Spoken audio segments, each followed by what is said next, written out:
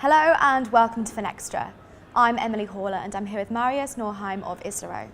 And we're at UKTI in Finextra's Nordic Baltic Inward Mission. Thank you very much for joining me. Sure. So why are you interested in the UK market? Well, first of all, we're from Norway, and Norway is a rather small country, and not that many people invest in stocks in Norway. It's more common to invest in property or to just keep your money in the bank. So people are a bit more risk averse, you could say. So basically we want to establish ourselves in the UK because it's a much larger market, and also because it has the reputation of being the financial capital of the world. So we basically want to come over here and build our startup up from the bottom, basically. And also we've heard some great things about the talent pool in the UK, and that there are a lot of financial experts here. So we kind of view UK as the key to conquering all of Europe, basically. So that's why we're starting here. And what's your biggest challenges in driving growth in your startup? Okay, so we're providing equity research from both independent analysts and professional brokerages. So with regards to the independent analysts, currently what we're trying to do is to recruit them manually, which is not that much of a scalable process, but we need to get that initial base of content going.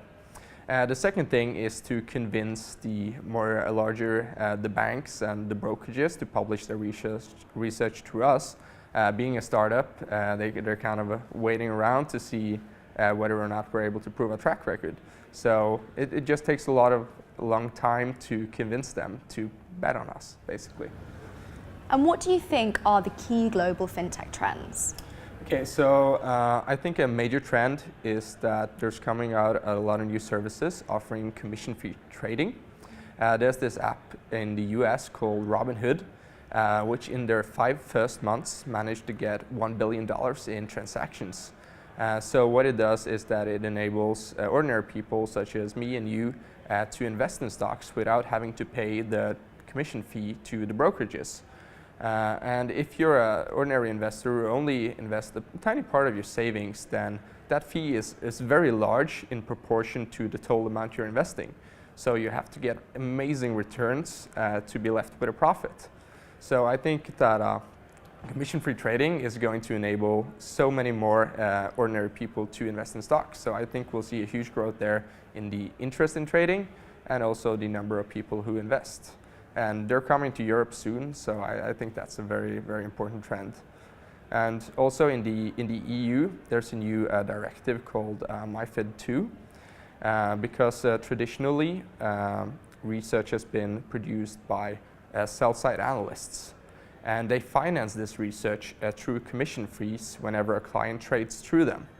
But there's a conflict of interest there, since the sell-side analysts, they need to make a lot of recommendations so that people will increase their trading frequency. So that's kind of the conflict of interest that the EU wants to address. So when that happens, it will force investors to pay specifically for research, and that will make them a lot more picky about what type of research they want. So it could lead to a lot of analysts losing their jobs and to more analysts working freelance. And that's part of what we're trying to position ourselves to, so that they can come work for us instead. Marius, thank you very much. Yeah. And thank you for watching.